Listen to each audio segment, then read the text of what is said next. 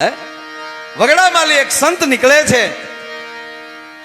ધીરે ધીરે ધીરે જો ભાઈ ભાઈ તમે આપણે હારે કોણ છે ને એના ઉપર બહુ આધાર. તમે કોની હારે હાલો ને એમાં બહુ બહુ આધાર. ગુરુ ને શેલો બે કીર્તિભાઈ હાલ્યા જતા હતા અને બરોબર ગાંડી ગીર ઘોર જંગલ એમાં નદી આવીને સંધ્યાનું ટાણું થયું. એટલે ગુરુએ કીધું કે બેટા કે હા ગુરુજી કે બેટા संध्या का समय हो गया था कि बापू थोड़ा बाहर निकलीने संध्या करिए तो शू वांधा है अहिया हावज गर्जना करता है.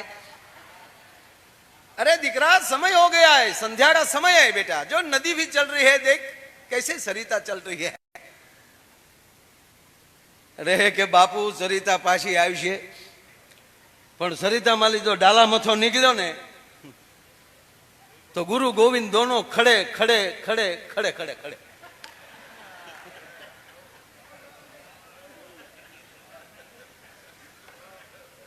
नहीं नहीं बेटा वक्त हो गया है, स्नान ध्यान तो करना पड़ेगा. के तो बापू करो तमे, हमें बापू तुम्हारा रखोपा करेंगे. अरे दीकरा रखोपा तो वो करेगा. बापू बेसी दिया संध्या में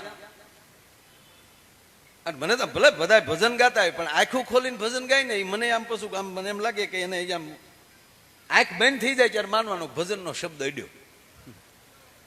આ બોલવામાં આંખું બંધ કરીને બોલાય નહીં તો પછી મીંદડી દૂધ પીતી હોય એવું લાગે. આંખું બંધ કરીને ભજન ગાય એકાય વાતું ન થાય આંખું વિશે પછી ભણવું લોટ ખાવો. પણ આ અહીંયા જેટલા હાજર છે ને સાહેબ હું તમારા વખાણ નથી કરતો, આપણે બધા ભેગા છીએ, આપણે સહી ભાગશાળી. એક તો હરિદ્વાર એમાં હાતમનો દી, હજી 7મો દિવસ છે આપણો આખા વર્ષમાં શરૂઆત 7મે પગથિયે પગ દીધો. હરિદ્વાર ને આંગણે સાહેબ આ મંચ ઉપર નજર તો ફેરવો સતાધારથી લઈ અને પરબનું પીરાણું જો અહીંયા એમ કહેવાય કે બેઠું હોય અને એમાંય આમાં સતાધારથી લઈ અને એ પીપળી સુધી, પીપળીથી લઈને જામનગર સુધી આ એટલા સંતોના દર્શન કરવા ને એ હરિદ્વારને આંગણે આ હાથ પેઢીઓના પુણ્ય હોય ને તો જ અહીંયા આવવાનો વિચાર આવે. સાહેબ તમે સાંભળી લેજો. રાજેન્દ્રદાસ બાપુનો જેટલો આપણે આભાર માનીએ, જેટલા વંદન કરીએ એટલા ઓછા છે સાહેબ. પેઢીઓ પહેલા સાહેબ આજથી 40 વર્ષ વધારે ની આજ પેઢીની વાત કરો, 40 વર્ષ પહેલા કોઈ હરિદ્વાર આવતું તો ગામ હામૈયા કરતું હતું ને. હું કામ અઘરું હતું અહીંયા આવવું અને હરિદ્વાર વાળાને ગિરનાર આવવું અઘરું હતું. એ આવડા ગિરનાર આવતા ને ત્યારે હરિદ્વાર વાળા હામૈયા કરતા હમારે દાદા ગિરનાર જાકે આયા હે, हमारा दादा गुरु भी गए थे गिरनार, उसने वहां भौरे में तप किया था, फिर हरिद्वार आए. અને વાત સાચી છે સાહેબ, ઇતિહાસ સાક્ષી છે. હિમાલયનો દાદો હોય તો આપણો ગિરનાર છે. ભલામણા હિમાલયનો દાદો. એકવાર સિદ્ધ થવા માટે તો ગિરનાર આવવું જ પડે. આજ ગિરનાર ગંગાએ આવ્યો છે.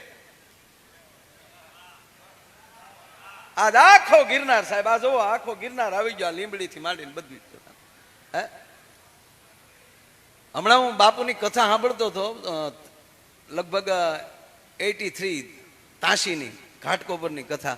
એમાં બાપુ કેવટનો પ્રસંગ લેતા હતા કે ભગવાન જ્યારે રામ એમ કહેવાય ગંગા કાંઠે આવ્યા અને કેવટ જ્યારે પગ ભગવાનના ધોતો હતો ત્યારે ગંગા બહુ રાજી હતા, બહુ ખુશ હતા, આનંદમાં હતા.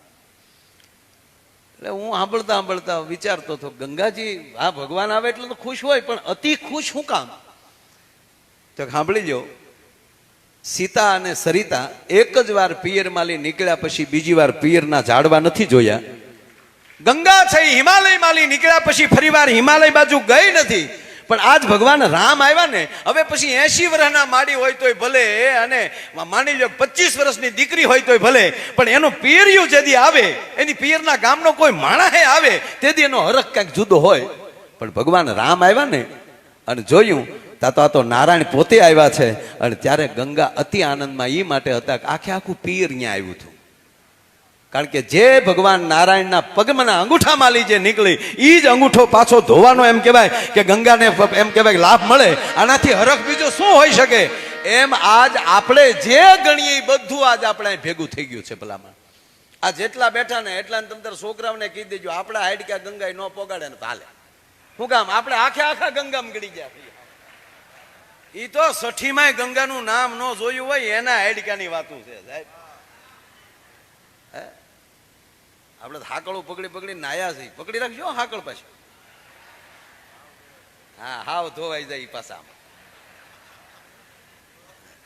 હું હરિદ્વાર એકવાર પહેલી વાર આવ્યો ને તે હું ગંગામાં નાવા જતો હતો. એક ભાઈ મને પૂછ્યું, મને કે મારે ભાઈ ગંગામાં નાહી તો મોઢું કઈ બાજુ રખાય? મેં જે બાજુ થેલા મૂક્યા હોય ને તારા ડોહા ઈ બાજુ, નકર ન્યાય ડૂબકીની વાટે જ બેઠા હોય.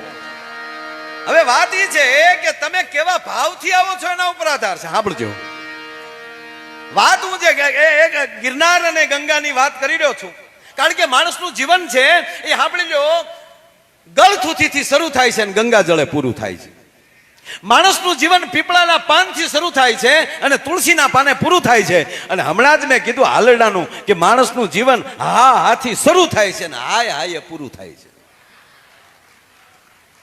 એની વચ્ચે આપણે કેવા ભાવથી સંતના દર્શન કેવા ભાવથી કરીએ છીએ, ગંગામાં સ્નાન કેવા ભાવથી કરીએ છીએ અને ગિરનાર કેવા ભાવથી ચડીએ છીએ, બધું આપણા હાથની વાત છે. બાકી જો અહીંયા ગંગામાં નાય જો માણસ હાવ પવિત્ર થઈ જતો હોય તો ગંગાને કાંઠે આપણું ખિસ્સું ન કપાત. એ ખિસ્સા કાપવા વાળા ગંગામાં નહીં નાતા હોય એમ કયો, એ નાતા કહેતા એ ગંગામાં હારું ખિસ્સું દેજો, હારું. એક ભિખારીએ લોટરીની ટિકિટ લીધી. કીર્તિ બાપુ ભિખારીએ કીર્તિભાઈ સરસ મજાની એક ટિકિટ લીધી ગઈ લોટરીની, અને એને ઓલા લોટરીની ટિકિટ વાળાએ પૂછ્યું કે માની લ્યો કે તમને 25 કરોડ લાગી જાય બમ્ફર ઇનામ પહેલું, તો તમે શું કરો? તાક તો પછી ઘરનું જ મંદિર બનાવીને બહાર બેઠો બેઠો કહું દેજો બાપા. જેની માનસિક વૃત્તિ એવી હોય એ ગમે ત્યાં જાય, એ કઈ કરી ન શકે. તમારે ગુરુ શું કરે છે? તમને પવિત્ર બનાવે છે. ગુરુ શું કરે છે? તમને અંધકારમાંથી પ્રકાશ તરફ ફેંકે છે. સૂર્યનું કામ શું છે? કેવલ ઉગવું, અંધારું એની રીતે નાબૂદ થઈ જાય. એમ આપણું કાર્ય એટલું જ. આવા સંતના ચરણમાં આવી જાવ એટલે અંદરનો અંધકાર 100% વયો જાય. ભલા માના. એટલે ગુરુજી ધ્યાનમાં બેસી ગયા સંધ્યામાં, એ બંધ થઈ ગઈ. અંતરાત્મા પરમાત્મા સાથે મળ્યો વાતો કરવા, અને એમાં ગાંડીગીરનો હાવજ આવ્યો. હો ભાઈ, દણક મારી હણ શેલો કે ભજો મન ગોવિંદ રાધે શ્યામ. गुरुजी का जो हो, गुरुजी तो कहाँ सा है हमको तो मालूम नहीं है, लेकिन हम तो यहाँ का है. શેલો સડી ગયો ઝાડવે એ ચડી ગયો, પણ જ્યાં ઝાડ ઉપર ચડીને નજર કરી અને જ્યાં એના ગુરુ એમ કે ભાઈ ધ્યાનમાં બેઠેલા, ભજનમાં બેઠેલા, પણ ગાંડીગીરના હાવજને સાહેબ ભજન અડી ગયું. ભગવાન બુદ્ધ વિશે પણ એવું કહેવાય છે કે એનું એટલું બુદ્ધત્વ કામ કરતું હતું કે 35 માઇલના એરિયામાં કોઈ પણ પ્રાણી આવી જાય એમાં બુદ્ધત્વ લાગુ પડી જતું હતું. કદાચ 35 માઇલના એરિયામાં હાવજ આવી ગયો હોય તો એની બાજુમાં હરણ વયું ગયું હોય ને તો એને મારવાની ઈચ્છા નહોતી થતી. સાહેબ એમ આવા સદગુરુના ચરણમાં આવી જાય ને એટલે 100% આપણને ભજન અડે. ભલા માણા ઈ ગાંડીગીરનો હાવજ એમ કે ભાઈ ભજનની નજીક આવ્યો, સાહેબ ઈ સંતની પ્રદક્ષિણા કરીને હાવજ વયો ગયો. चलो बठो पड़ गयो, क्या बात है, मेरे गुरु के अंदर इतनी ताकत, जंगल का हावज को पता है और मुझे पता नहीं है.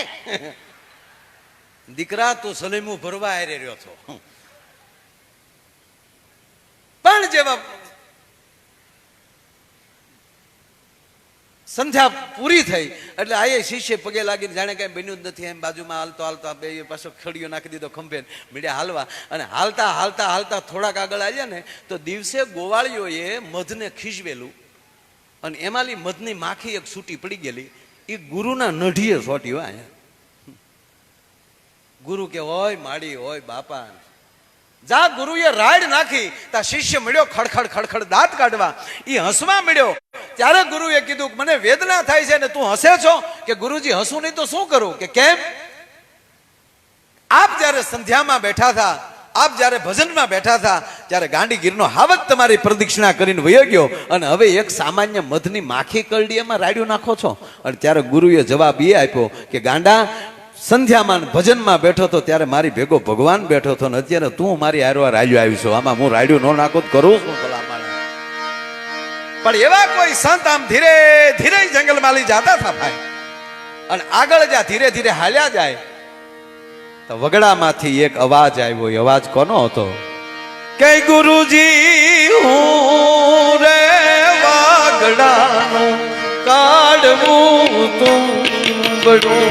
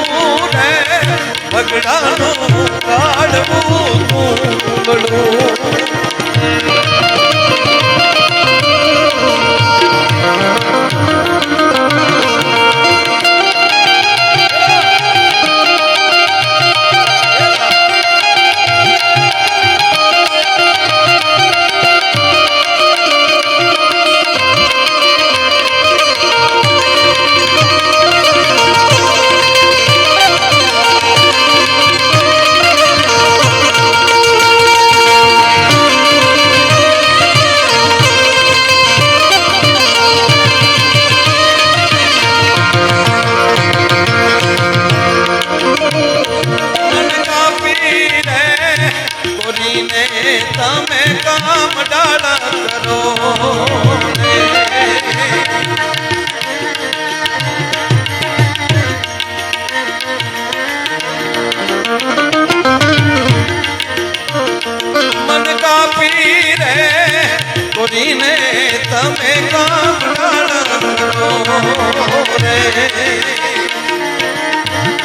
સાધુડા પાણી પીવા જાવ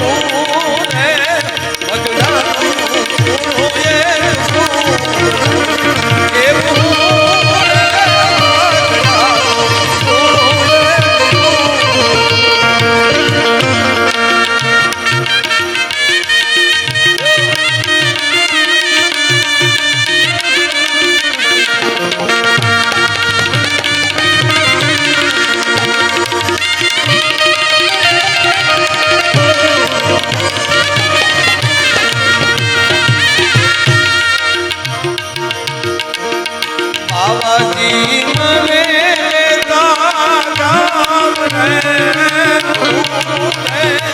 અગડાનો પૂણો એક